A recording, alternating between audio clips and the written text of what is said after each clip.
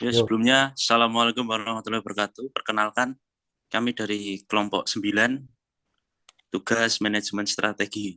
Yang beranggotakan saya, Praditya Dharma Kusuma, NIM B101905111, dan David Eka Yudianto, NIM B1019051. Selanjutnya, yaitu deskripsi perusahaan. Cakra Antik Furnitur merupakan salah satu perusahaan di bidang produksi mebel minimalis yang menjual jasa pembuatan berbagai produk interior seperti kitchen set, lemari bawah tangga, lemari pakaian, kamar tidur, rak TV, minimalis, meja kantor, front office, meja makan, dan sebagainya. Cakra Antik Furnitur menjual berbagai macam interior dengan mengusung sistem made to order sehingga memungkinkan konsumen untuk memilih desain yang sesuai dengan keinginan lalu membuatkannya.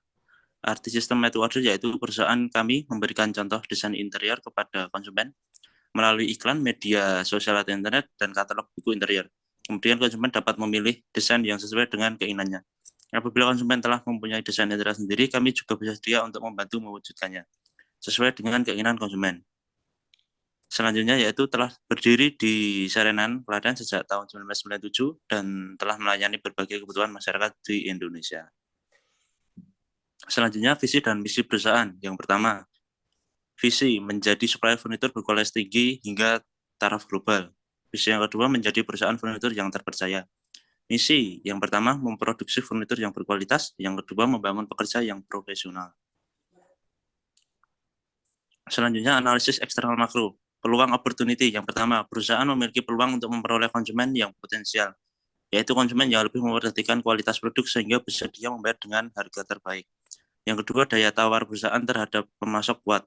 Yang ketiga, kebijakan pemerintah memberikan peluang bagi perusahaan. Kebijakan pemerintah yang menjadi peluang bagi perusahaan yaitu ketika pemerintah menetapkan peraturan untuk pelarangan ekspor bahan baku kayu.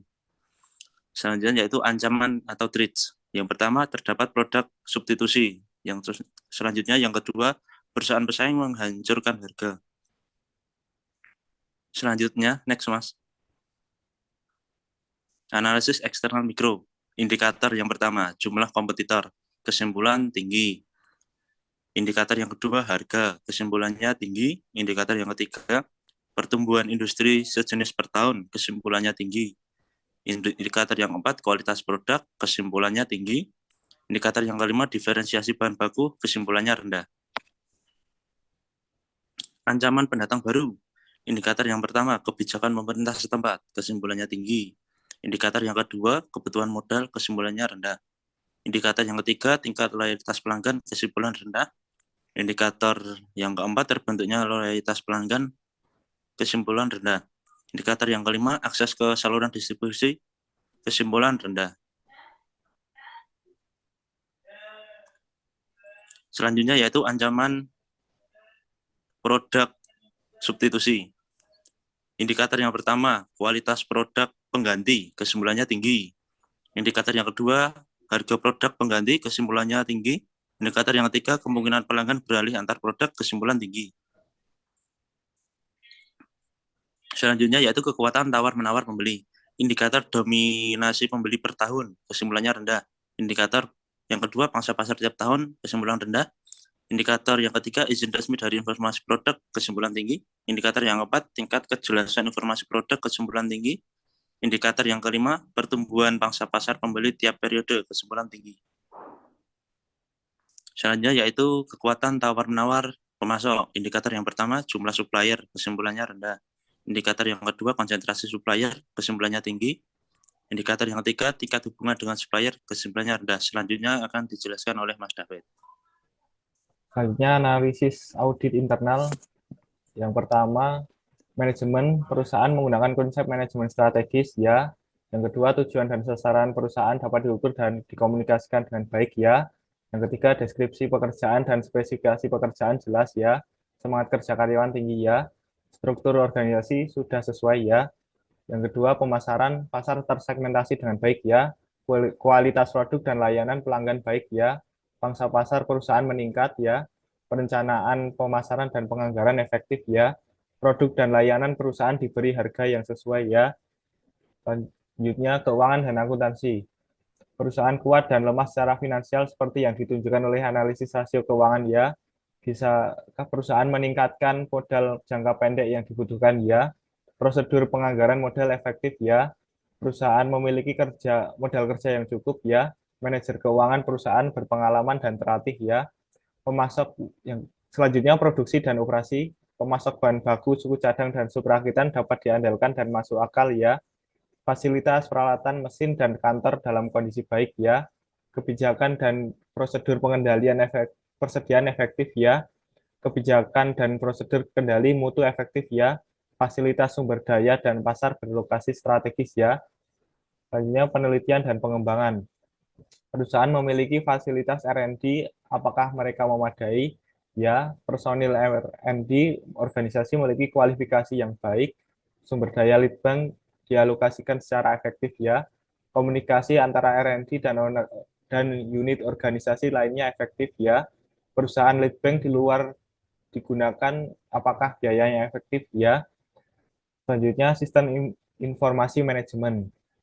Semua manajer di perusahaan menggunakan sistem informasi untuk membuat keputusan ya. Ada Chief Information Officer atau direktur posisi sistem informasi di perusahaan ya. Data dalam sistem informasi dimutakhirkan secara berkala ya. Manajer dari semua bidang fungsional perusahaan memberikan kontribusi input ke sistem informasi ya. Ahli strategis perusahaan akrab dengan sistem informasi perusahaan saingan ya. Selanjutnya analisis SWOT internal. Yang pertama strength, berikut tabelnya. Dan jumlah dari strength yaitu 2,44 dan weakness jumlahnya 0,62, jika ditotal yaitu 3,06. Analisis SWOT eksternal opportunity jumlahnya 2,28 dan untuk trade 0,42 jika dijumlah 2,7. Selanjutnya analisis BCG. Berdasarkan tabel di atas, maka perhitungan BCG untuk mengetahui tingkat pertumbuhan pasar pada UD cakra antik furnitur yaitu sebagai berikut, dan hasil perhitungannya yaitu 20%. Dan untuk mengetahui pangsa pasar relatif pada UD cakra antik furnitur pada tahun 2021 ialah sebagai berikut. Pangsa pasar relatif yaitu 2,25. Hasil perhitungan metrik BCG didapatkan hasil yaitu UD Cakra Antik Furniture dengan kompetitor UD Sari Mustika Ukir terletak pada posisi bintang atau star. Yang termasuk dalam kategori bintang atau star adalah produk yang memiliki pangsa pasar dengan pertumbuhan yang cepat serta menghasilkan pendapatan yang besar. Hal ini berarti produk-produk yang dihasilkan merupakan produk yang diminati oleh pasar. Analisis BCG mampu membagi pasar berdasarkan market growth rate dan relatif market share yang menghasilkan 4 posisi kuadran. Sesuai dengan perhitungan di awal, yang mana menghasilkan market growth rate dan relatif market share sebesar 20% dan 2,25. Maka analisis yang sesuai dengan kondisi saat ini ialah kuadran star, artinya pangsa pasar tinggi dan tingkat pertumbuhan tinggi. Ditentukan kondisi yang sesuai dengan perhitungan analisis SW dan OT. Untuk SW kami mendapatkan nilai sebesar 3,06, sementara OT mendapatkan nilai sebesar 2,7. Sehingga beberapa pilihan alternatif strategi yang tepat bagi UD Cakra Antik Furniture ialah pada kolom nomor 4, yaitu integrasi vertikal dan diversifikasi horizontal. Berikut adalah tabel alternatif strategi pada kondisi perusahaan saat ini. Dapat disimpulkan bahwa masing-masing alternatif strategi terpilih memiliki jumlah yang sama terkait rasio ya, yang mana masing-masing berjumlah 4.